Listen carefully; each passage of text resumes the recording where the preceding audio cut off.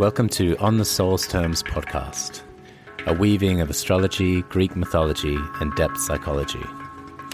I'm Chris Skidmore, an astrologer, psychotherapist, and craniosacral therapist living in Ubud, Bali.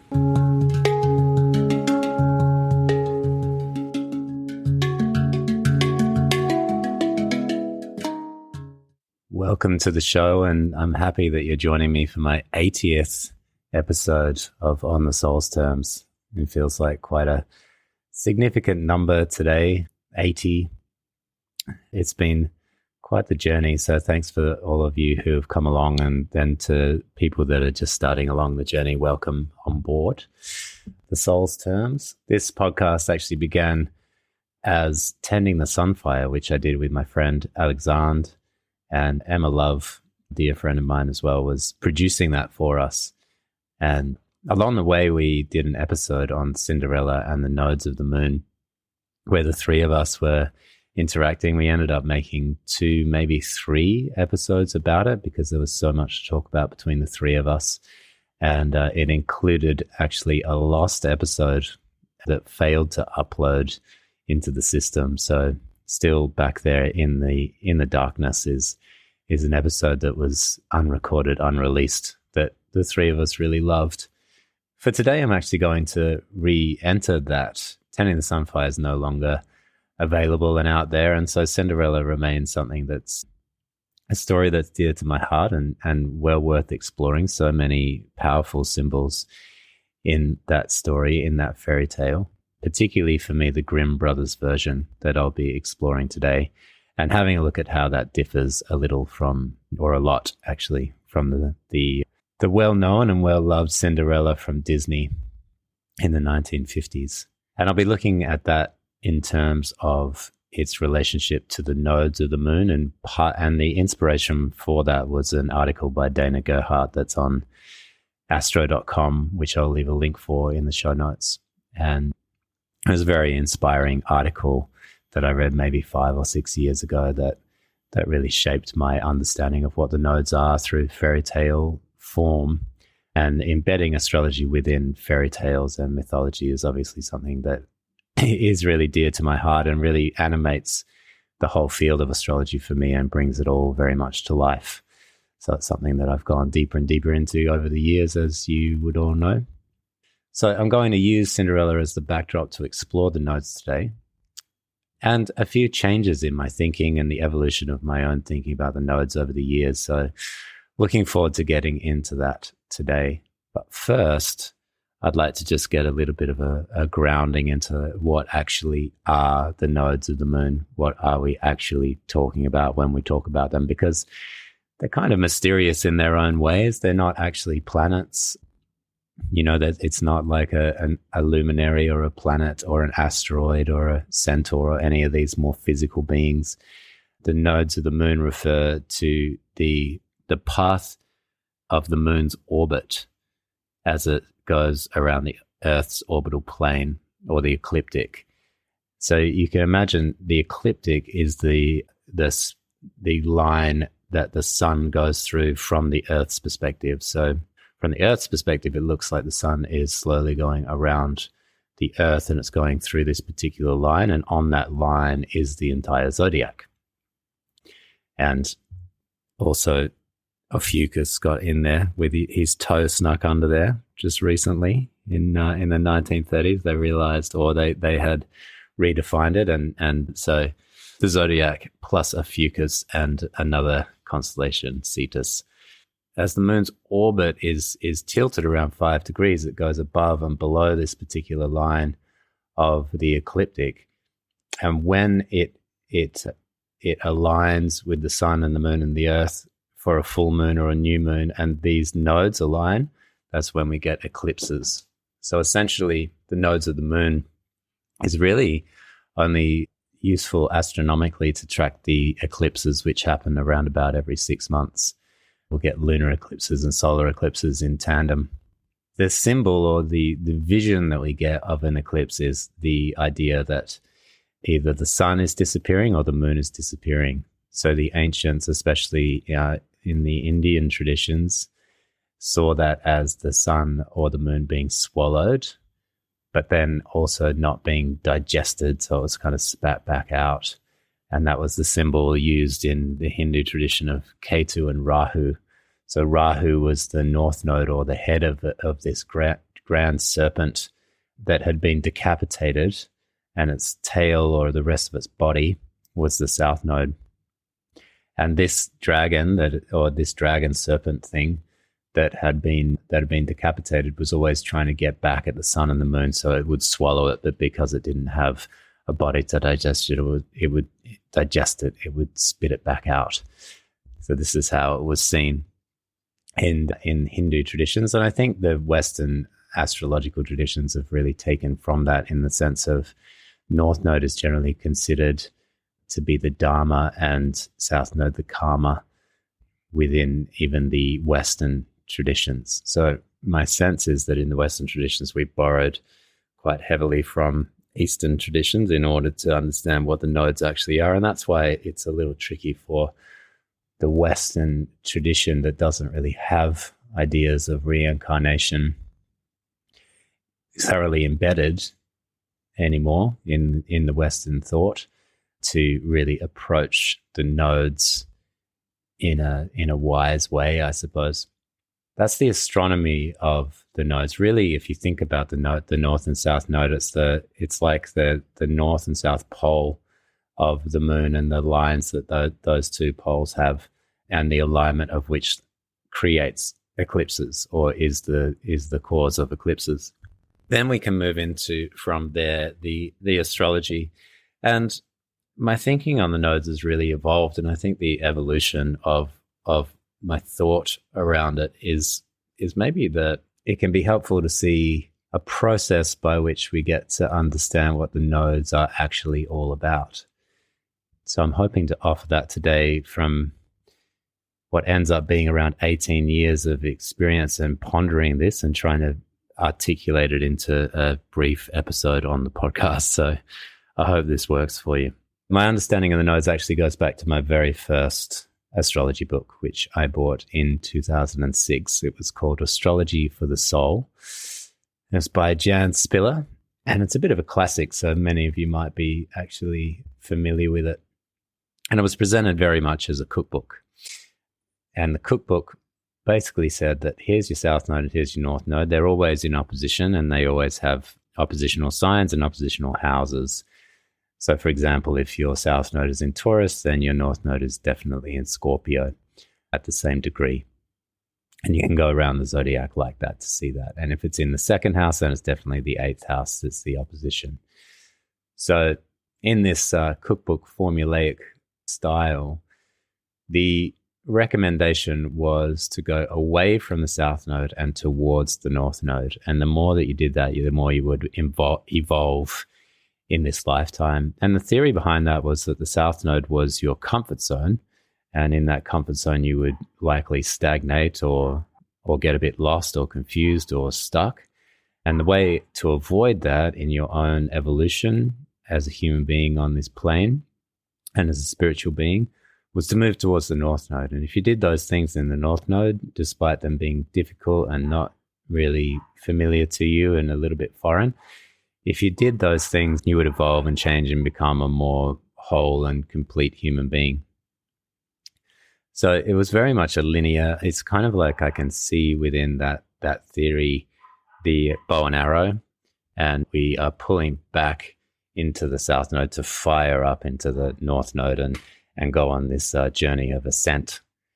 And I worked with that for quite a while until one day I was reading an article in the Mountain Astrologer, and the astrologer, who I don't really remember actually who it was, but he was asked a question at the end of the interview, which was, what piece of astrological wisdom would you offer to readers and young astrologers just starting out?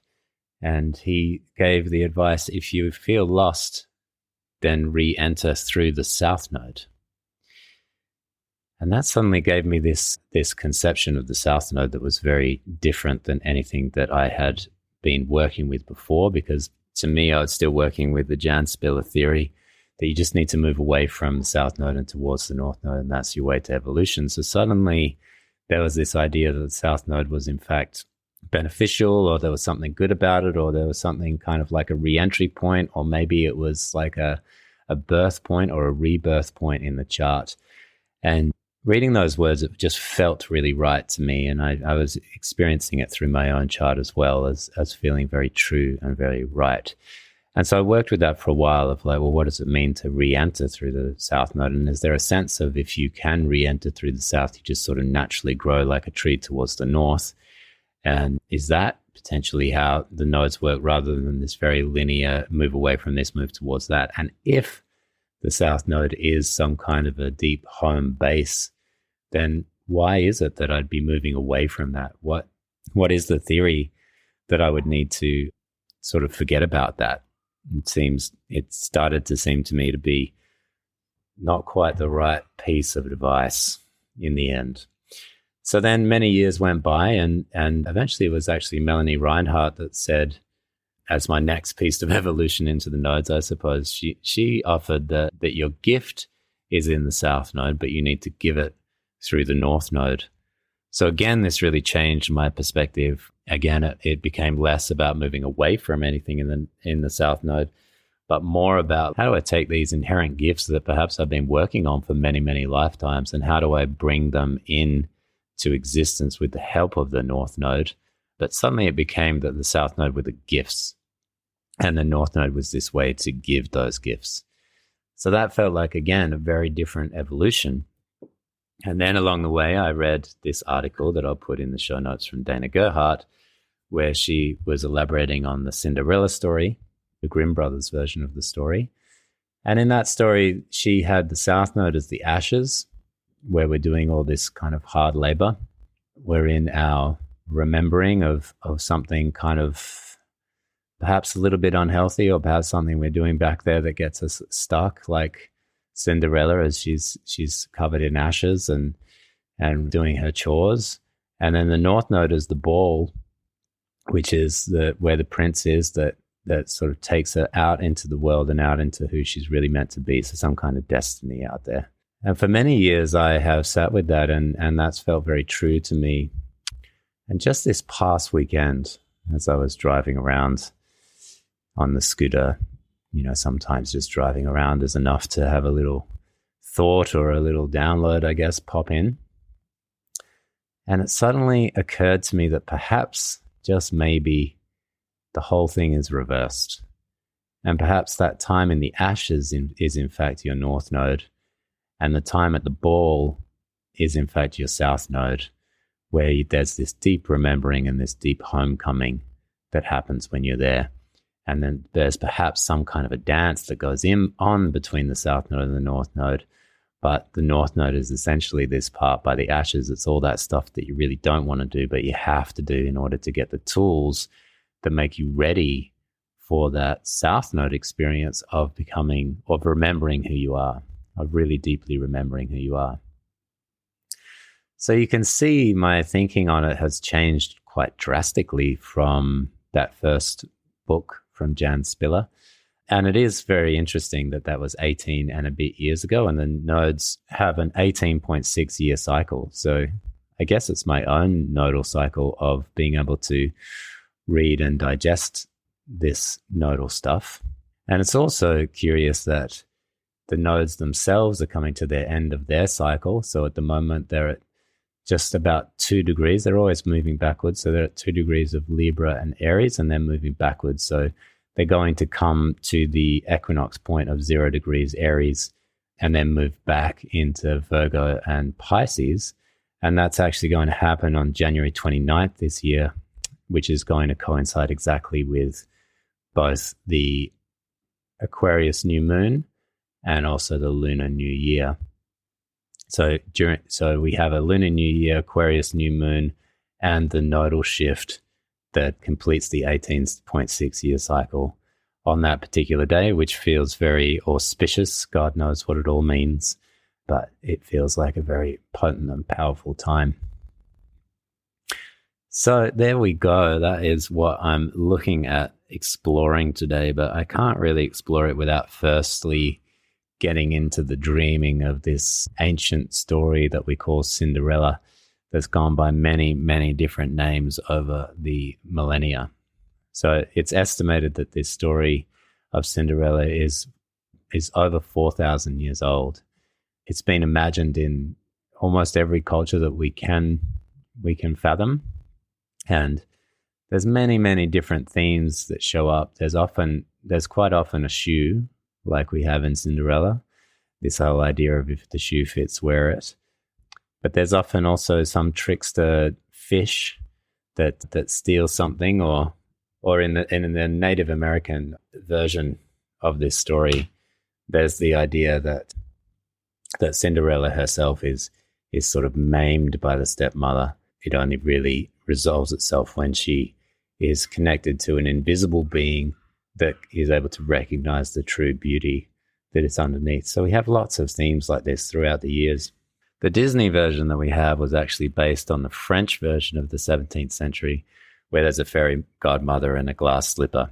And, I think I might have been quite hard on Disney over the years because, well, understandably so. I feel like it's really watered down some sacred and beautiful stories and taken the wisdom out and replaced it with something very materialist or just sort of empty or shallow.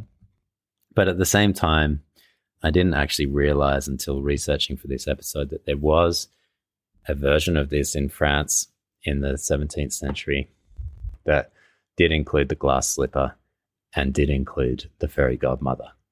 And so essentially Disney has looked through the ages and decided that was the one to use for the 1950s movie that is still considered today to be one of the great classics of Disney. But the version I'm going to go back to today is the Grimm Brothers version. And as I've said many times on the podcast, but I'll say it again, the Grimm Brothers were collectors only. So they didn't write any of those stories, and it can be a confusion amongst the consensus reality that it was in fact the Grimms that wrote the Grimm Brothers collection. And that's understandable because it's kind of like in the name. But in fact, the Grimms put ads in the papers and sent it out into the world, and then the peasants of Germany in the early 19th century would come and tell their stories that had been kept as in the oral traditions for really thousands of years, passed generation to generation. And it was usually the old women or the crones that would come as the wisdom keepers or the keepers of the stories. So the mothers, the old wives' tales would come. And of course, the Grimm brothers would write it down, and I doubt that any of them were compensated for that. And that's where we get those Grimm stories. So just in case you thought because the name is the Grimm Brothers, it was a patriarchal undertaking.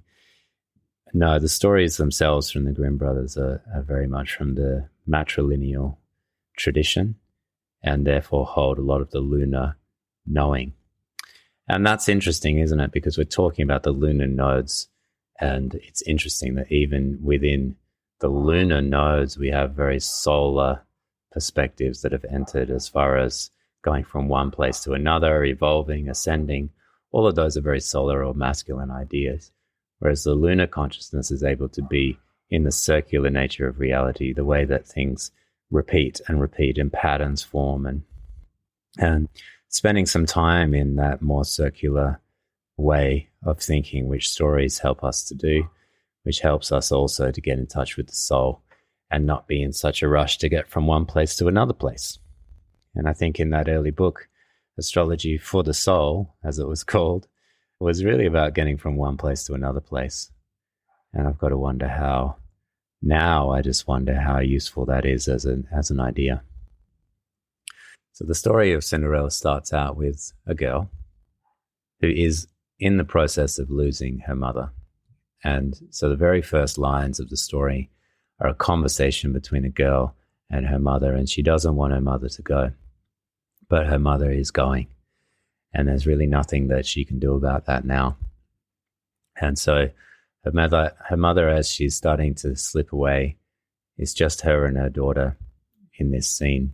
And the two of them are connecting, and she's telling her daughter not to worry, and to always be pious and good in the world, always to try to do her best in the world. And also to not worry, because once her mother is gone, she will be back in Mother Nature, and that she can look for her in nature.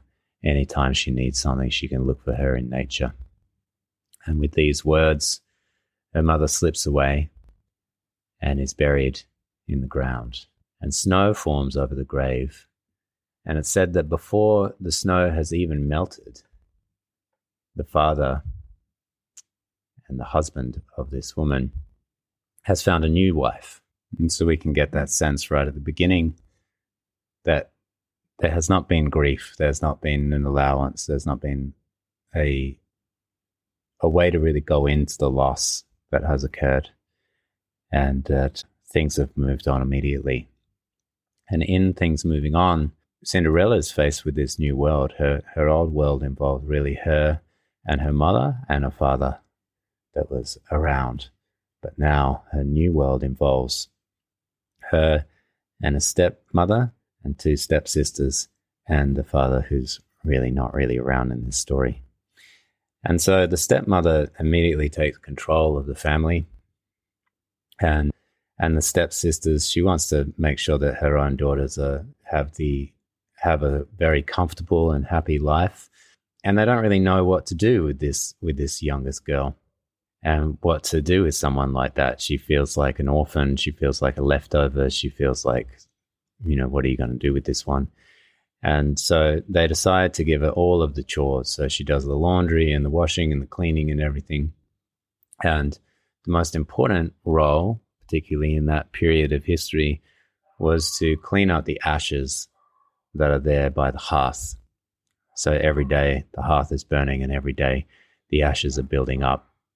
So one of her biggest roles, I suppose, was to sweep and clean the ashes, which is why the girls, the two stepsisters, decide that her name should be Aschenputtel, which ends up being translated into English as Cinderella, which basically means the girl of the ashes.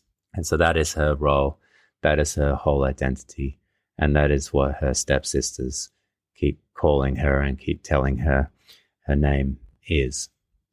So we don't actually know, as the reader of this story, as the listener of this story, what her true name is. We only know her as Cinderella. And so this is how life is for her. She's washing and cooking and cleaning and sweeping up ashes, and she's doing that day in and day out. And then one day, her father decides he's going to go to the other town, and he has a bit of business to take care of, and he asks his girls, his three girls, what they want him to bring back. And the eldest one, the eldest stepsister, she wants pretty jewels and bedazzling things, and the second sister wants a pretty dress and, some fine silks. And then he turns to his own daughter, who we now know as Cinderella, and asks her, and she has a very different response to the other two. She says, "Father, when you're on your way, or when you're on your way back perhaps, a twig from a hazel bush will break off onto your hat. Please take that twig and bring it back for me." So the father goes and he buys all the pretty bedazzling things, and sure enough, on the way back, a twig from a hazel tree does break off on his hat, and he gives that to Cinderella. And she takes that twig from the hazel tree and she plants it at mother's grave. And over the years, days and months and years, she waters this hazel tree, hazel twig, with her tears. And over time, it becomes an enormous hazel bush that has been planted there and is now watered with her tears. And so day in and day out, if she's not doing her chores, if she's not doing that sweeping up of the ashes, she's there by her mother's grave and nurturing this hazel bush as it grows up. So yeah, we'll take a little pause here just to take in what the story is telling us so far. Obviously, at the very beginning of this fairy tale, which, by the way, the Germans called Zaubermärchen, which effectively meant conjuring tales. They didn't really see it as fairy tales necessarily, but stories that would conjure entire worlds. And so I see that as really the tradition that we're going back to, other worlds, and something about those other worlds, they help us to see this world in a more accurate light. Just by going to that other world, we get the chance to look back at this everyday world and understand it at a whole different level. So in this story, we have, much like the myth of Persephone and Demeter, which is a really ancient myth, this separation of mother and daughter. In the story of Persephone and Demeter, it's Persephone who's taken, and in this story, it's Demeter. Essentially, it's the mother that's taken. So that union between mother and daughter is broken right at the beginning of this story, and it leads us to this situation that Cinderella finds herself in, where she's really downtrodden, disheartened. But we also get that sense, bringing in the nodes now. I see that original union at the beginning of the story as just a glimpse of that south node, something we really remember of our own wholeness and unity and fullness. And that gets severed in the same way as Rahu and Ketu. There's a severing of head and body, and suddenly everything's split off. And so that unity that we did have has now been split off. And maybe it's sort of something like, now that I think about it, maybe it's like the wholeness of South Node and North Node, that wholeness of like your Dharma connected to your karma and everything making sense, suddenly not making sense anymore. There's some disruptive force that happens. And in that disruption, everything is in complete disarray. Now, it's interesting at this point of the story with the hazel bush. And so I did a little bit of research on why exactly it would be that it's a hazel bush. And there's all sorts of symbolism through many different cultures. But one that really stood out to me was that in Celtic and Norse traditions, hazel was seen as a mediator between the mundane and the sacred. So sacred hazel trees often grew near wells or springs that were considered gateways to the other world. So the hazel bush, therefore, is really considered, at least in the Celtic and Norse traditions, as being a bridge, like the rainbow bridge between worlds. So let's think about that as we go forward of, exactly what might be going on when she's requested. It's almost like when she requests that, she's not taken by this material world. She's already focusing on the other world and how to make a bridge to it. And she knows that bridge between the worlds is going to be ultimately what's going to be her salvation. So now, again, if we think about the splitting off between the South and the North Node, this hazel bush may be very important going forward. And let's see.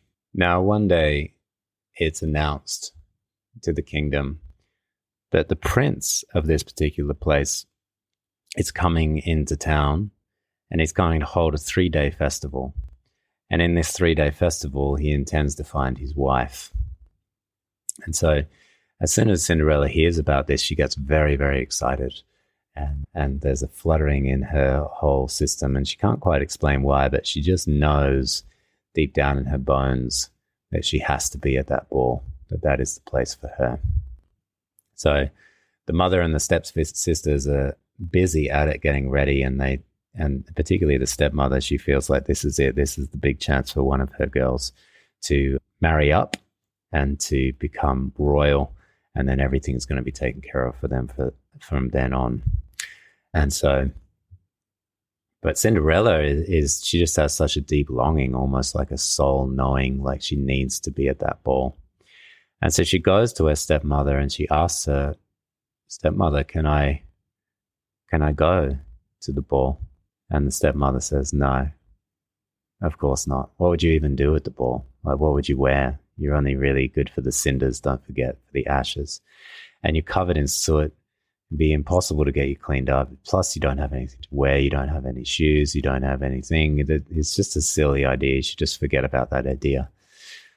But Cinderella does not forget about the idea, and she begs her and pleads with her to allow her to go.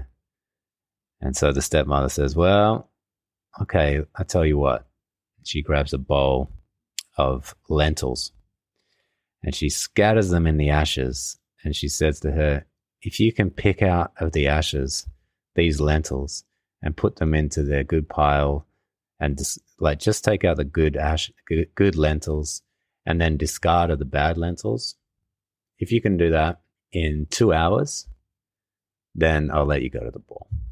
And she's sort of laughing about that. And if you know the story of Psyche and Eros, it's a little bit like the tasks that were set for Psyche.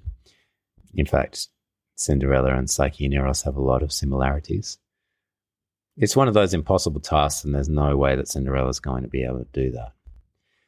And she leaves the room, and there's Cinderella by the hearth around all the ashes, staring down at this completely chaotic mess of lentils. And she begins to cry. And she begins to really feel this longing to be back there at the ball, that this is the place that she feels like she should be. But also the devastating loss that she's really not going to be able to do that because she's not going to be able to complete this task. So there she is in her loss and in her surrender and in that state of devastation, when she hears a little tap at the window. She's curious. What could that possibly be? And she looks out of the window and she opens it up, and there's all these different birds that are at the window, and they come flying in. She opens the window, they come flying in, and then peck, peck, peck, peck, peck. They get down to work in the ashes, and they drop the good lentils into a bowl, and they eat the bad lentils, and it's done in no time at all. And Cinderella is amazed and mesmerized, and in that sense of wonder at these magical helpers that have come to her in her time of need. And she goes back to her stepmother with a bowl of lentils, and she says, "Look, stepmother, I did it," feeling very chuffed with herself. And her stepmother says, like, "Oh, God, this is ridiculous. Look, I tell you what, though." It grabs 2 bowls of lentils, so double the amount, scatters that in the ashes, and then says to her, "If you can separate those ones out in just 1 hour, then you can go to the ball." So again, Cinderella's like, wow, this is so cruel and so unfair and so harsh. And she goes to tears again, and she's on her knees in the ashes, and she hears again at the window, and it's those birds again, and she opens it up, and twice the amount of birds have suddenly come in, and they get to work straight away, and they pick, peck, and they're able to separate out quite easily the good and the bad lentils. And so now she brings her bowls of lentils. She comes back to stepmother, and she goes, "Look, stepmother, I did it easily within the time limit." She's very chuffed with herself, and she's dreaming of the ball and how good it's all going to be. And then the stepmother says, "No, you cannot go," and then closes the door on her and walks away and starts to prepare her daughters for the ball. So here we have this really ancient wisdom piece here, I believe. It's a similar part of the story to when Psyche has to separate out all of those seeds that were laid down by her mother-in-law, Aphrodite. And that's her sort of wicked stepmother sort of figure. And she can't do it either, and she goes to the ground in tears, and ants come along to help her to sift and sort. And in this case of Cinderella, the birds come along. And we remember from the beginning that Mother had said that she would be in nature now. And so we can get a sense of Mother, not in such an obvious way as the French came up with in the 17th century, or as Disney decided to lean into, that there'd be a fairy godmother. Instead of that, it's these birds. So nature is embedded. Mother is embedded back into nature rather than having to be some more obvious personification yet again. And there's a real wisdom to the inner world here, that when we're given that impossible task, or when we're in a state of overwhelm, which is definitely the lentils in the ashes or the big pile of seeds for Psyche, there's really no point in starting to try to do that ourselves. It's like getting our whole frontal cortex involved and getting the mind involved. There's some kind of magical formula here where we realize it has to be done. We realize we have to stay in touch with the task. But if we try to do it ourselves, that's really not going to work. We'd really rely on magical helpers. And in the inner world, that is the experience of relying on something more instinctive. which is why the animal kingdom come to help, rather than the fairy godmother, which is again a bit of an ascension myth, like something beyond you. This is like something within you, something of your instinctive nature knows how to get to the bottom of this big, overwhelming thing. And if you would just rest into it and not try to do things with the frontal cortex and the ego and the mind, then it'll sort of take care of itself. So it's a beautiful thing. But then there's that, I mean, this is always the point in the story when I'm telling this to a group or to a class or to even to an individual, where it's so devastating because it's so unfair. We can just sort of feel it for Cinderella, the unfairness of it all. She's done everything she was asked to do and she still can't go. And so this is also some deep wisdom, you know, like if it's just about being in the ashes or going to the ball and there's only that linear thing, then that Saturnian blocking consciousness that's in the way is going to stop you from doing that. And then that's going to be it. It's almost like Cinderella has to come up with a new way, a different way, a third way, a creative way in order to get to the ball.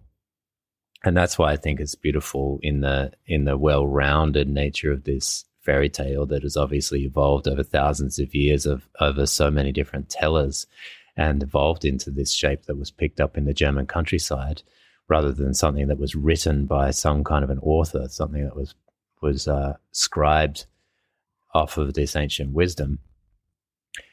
It's that this hazel bush, which, as I said, is this representation of a bridge between worlds.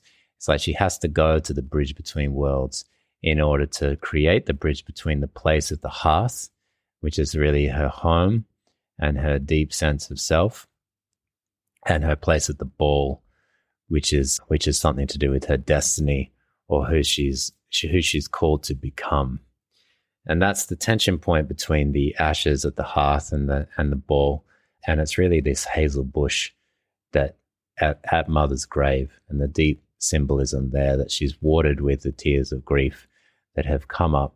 The roots are now deep and it's grown up. And so that's her direction. That's where she has to go. And that is where she goes. She slips out the window, essentially. She finds her way to slip out the window when her mother and stepsisters have already gone to the ball. She slips out the window, goes to Mother's graves, and actually finds her place at that bridge, you know. And it's there at that bridge, or we might call the crossroads. That's where we tend to find the magical helpers like Hermes or Hecate or these kinds of figures who come. And of course, it's at that place under the hazel bush at Mother's grave that the birds come back again. And this time they come with the gifts of the shoes and the dress, and they clean her up. They do some magic. They get her ready for the ball. And there she is at Mother's grave, ready for the ball. So she couldn't go through the stepmother because the stepmother was still representing of the same basic paradigm. Like if she was going to go through that window, through that doorway, she wouldn't really be coming back to herself first. By going out the side window, she comes to Mother's grave, she comes to the bridge between worlds, she becomes that bridge between worlds, and something magical happens, and now she's actually able to get to the ball. Now, when she does arrive at the ball, it's like the needle on the record kind of thing. Everything stops. The prince looks at her coming in, and it's like, that is who I've been waiting for. Immediately asks her to dance, and they dance all night. And as they're dancing, all of these other suitors are coming along. Can I have this dance? Can I have this dance? And he says, no, this is my partner. So he's essentially saying, this is the only one for me. So in this we can see, you know, I think in the modern literal mind, we think that's about a romantic story. And sure, it can be taken romantically. I'm not against it being a romantic story. I used to be, but I'm not so against it anymore. Given that romance is being sucked out of the modern world, I kind of welcome it a bit more nowadays. But this does not seem to me to be a romance story. The prince is representative of that daimon, that element of the self, that royal self. Always throughout history, archetypally, the royal self is like really coming into the essence of who we are and who we were always meant to be. And something about the union that happens between Cinderella and the prince is that reunion within herself of all of her parts. And she's suddenly exactly where she was always meant to be, we can sort of hear glimpses of when it was her and her mother and that kind of connection. And then as they're dancing and they're enjoying, it's kind of like, in the modern world, this might be the end of the story, but for Cinderella, or actually we know what happens in the modern world, there's a midnight pumpkin sort of a thing where she's forced by the external world to leave. But actually what happens in the Grimm Brothers version is that her internal alarm system is going off. Even though she's exactly where she's meant to be, even though she's found everything she's ever wanted, even though she's in this blissed out state of connection and unity and oneness and wholeness, she freaks out. And it's too much for her. And she runs. She just runs away as quickly as she can. In the Grimm Brothers version, she jumps out the window and climbs down a tree and gets out of there. And once she gets home, she takes off all of her pretty beautiful things and she replaces that with all the rags and covers herself in ashes again. Takes a deep breath. That's better. So this is interesting, she's and essentially this is our nodal story. Now, the way Dana Gerhardt talks about it is like the north node is when you find your place of the ball, but then it's so intense to be in your calling that you run away. And I've been thinking, though, recently about whether that's true or not, if that really is the north node. Because what I found in my own nodal story and in the nodal story of so many of my clients, as I'm seeing again and again, and friends that I've talked about this with, it's almost like north node doesn't really feel like that ball. And I've been really considering that maybe the ball is that south node, when you're able to actually come back to your own sense of wholeness, remember who you are, like remember your own song, remember your own connection to the divine, remember something of your past lives, remember something of your wholeness and completeness. But it's almost like you couldn't really arrive there without doing the north node work. And I find that north node in my own life, and as I said, in the lives of many that I know, is more like the work at the ashes. It's like you don't really want to do it. You'd rather not do it. It's always foreign. It's always hard. But if it's the sense of, like Melanie said, your south node is your gift, but you've got to give it through the north node. Or I might even say the south node is the gift, but you can't do the alchemical process within that gift if you don't have the tools of the north node. That's how I would say it. If you haven't developed the tools of the north node, and where are you going to develop those tools? Well, you're going to develop them by the ashes, doing all that work, like chop wood, carry water, just day in, day out, developing and developing and developing, which feels like the thing that we're doing by the hearth at the ashes. And so there's something of the connecting then between the work it takes of the north node and then the ease and flow that is there in the south node, which is a flip of the article by Dana Gerhardt. It's a flip because when she gets to the ball, it's a homecoming, and she runs away from that because she feels not ready. And who's to say, maybe she isn't ready yet. Maybe she does need to do that 3 times, which, as we know in fairy tale language, just means like again and again and again. So she goes back, as we can hear, we've got 3 different balls. She does the whole process 3 different times, which again, in our own lives, in our own nodal journeys, is like we get into the north node work, we get into that feeling of what it is to be who we really meant to be, and we go back and forth and back and forth. But on the way, we go to this magical bridge, hazel bush at Mother's grave, bridging worlds place, the 3rd place. And I think that ultimately, without what she had already invested in Mother's grave, with her tears, with asking for the hazel bush, with spending time in grief, with spending time in the loss, and spending time in that underworld, and in fact, Pluto, which means wealth, as we know, and is the graveside, is the realm of death. Like that's where she really finds her gold, right? That's where she really finds her essence, by spending time in that bridge between the 2 worlds. Maybe by putting together the head of Rahu and the body of Ketu, and like getting the head and the body working together again, so she can digest these experiences, which maybe we see in the lentils, right? The digesting of the experiences. And it's only then that she really feels as though she's ready to enter the ball. But even on the 3rd time, and this is really the beauty of this Grimm Brothers version, even on the third time she runs. So there's no place where she kind of does the perfect dance and becomes the perfect heroine and, overcomes all of her fears and just arrives at the ball and is happy. In fact, she runs again. But the thing on the third time is that the prince then is onto her. So after the second time, he's onto her. He knows she's going to run again. And this is the thing about that calling or that daimon. It's like now we've sort of entered the ball too many times, and now the daimon is coming for us. So he paints resin glue on the step, knowing that she's going to run again. And when she runs, that shoe, it gets stuck on the resin glue, and it's stuck on that on that step. And she runs home without her shoe. She runs home with just one shoe, and she goes back and covers herself in ashes. But now when the prince comes out of the ballroom, he looks down and he sees that shoe. He's like, okay, good. And it was declared earlier in the story that she has very, very small feet. So they're very unique feet. And so now it's a case of the shoe, the golden slipper, is now by its own volition in a way. It's coming for her. Like she can't avoid it now. She's danced with destiny one too many times, and now it's coming for her. But rather than her finding it at the ball, it's going to find her at the hearth. And I think that's really my main point today when I look at this story in terms of the nodes. There's something of the connection between the warmth of the heart, of that deep soul knowing, that deep interior self, and the interaction with that, with the world outside of the ball.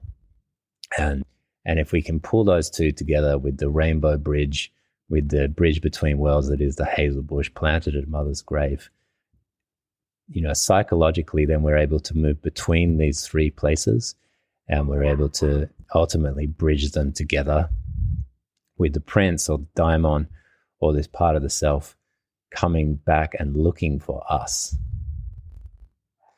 So, of course, the prince goes all around looking for somebody with feet this small, ends up arriving back at Cinderella's place.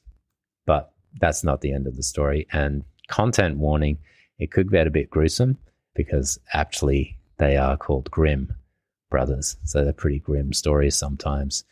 And so what happens is, and this will be one to really reflect on. So when she comes to that house where Cinderella is still in the back by the hearth of the ashes, the stepmother is very keen to get one of her daughters hitched to this prince. And so she takes the shoe and she goes out the back. And her oldest daughter, she's like, listen, I know this isn't going to fit, but gives her a knife and says, cut off your toes so it does, which she does. Cuts off her toes. The shoe sort of fits. The prince takes her on the horse. But then, of course, the birds come along and sing a little song about how that's not the one. That's not the Cinderella. Look, this isn't your bride. Look at the blood on the shoe. Takes her back. The stepmother gives the next daughter a knife, who cuts off her heel. Same result. Right off on the horse. The birds come and interfere. He brings her back. And then he says, there must be someone else here. Now, I find this part of the story very apt because this is how we mutilate ourselves and we try to fit into these shapes. And we're still trying to be like, maybe I'll be worthy if I change myself this way or that way. And these are the stepsisters as inner figures who are trying to manipulate things and push and pull and essentially cut and copy certain things in order to sort of pretend. But meanwhile, Cinderella isn't doing any of that. She's staying close to the hearth. And the prince asks, there must be someone else here. And that's when the father says, who, hasn't spoken for quite a while in this story, he says, well, there is this other girl from my first marriage, but, she really just is covered in soot all the time. She's running really good for the ashes. And he's like, okay, bring her out. And so, they go back and they get her, they clean her up, and she comes out. She puts the shoe on, it fits perfectly. She goes and gets the other shoe, puts that on, it fits perfectly. And then off they go. And so this is the idea of the shoe actually fitting, right? Like the calling and the self kind of coming together. Again, a bridging of these different worlds. And I think that's ultimately through the circular nature of the nodes, what we're really trying to get at. Not this linear idea of like, I got to get away, like astrology for the soul, Jan Spiel, I got to get away from this south node towards the north. But actually, I need to bridge these two worlds. I need to go to the north. I need to experience what's out there. I need to come back to the south and remember who I am and go back to the north and experience, get the tools, get the skills that I need for this lifetime, come back to the south and remember. So how does that fit with your own nodal story? I'd really love to get a sense of that if you could. So those of you who know your nodes, or those who don't, feel free to follow the link and get a sense of your nodes, at least superficially at the beginning, because it really is a deep contemplation, this journey between the nodes. And I think it will bear fruit if you go down that avenue. Maybe that can be your own personal hazel twig that you plant at Mother's grave and find a sense of like, how do I bridge these two worlds? Now, there is a little addendum, there is a little ending to the story that also is pretty gross, but I'll bring it in here because when I did this, I'm in Tending the Sunfire, I kind of did my own little Disney editing process and didn't add it in, so I don't want to do that this time. There's a wedding. Prince and Cinderella get married. We'd still never find out her original real name, but we have to just imagine what that might be. At the wedding, the stepsisters show up, but so do the birds. And birds come and peck out their eyes, and then they spend the rest of their days blind and wretched. So a little bit of a revenge part on those stepsisters at the end, but also an interesting symbol that these girls have spent their whole life just worrying about what they look like and, trying to get shiny things and never really investing in anything soulful or anything in the inner world. And now they're faced with not being able to take in any of the outer world and being forced to look inward with the absence of their eyes. Well, I hope you enjoyed this 80th episode of the show. Let me know. Please send me messages on email or on the Instagram. I post the episode on Instagram, so if you want to have a little chat about it, you can do so there. And special thanks again to the patrons, especially the new patrons that have just joined in, but all of my patrons that make this project that we're doing just that bit more viable. Thank you to you all, and I'll see you next time. Thank you for listening to On the Soul's Terms podcast.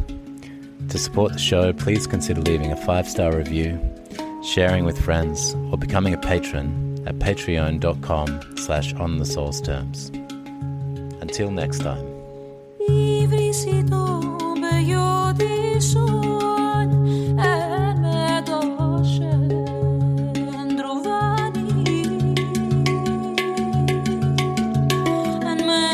Sure.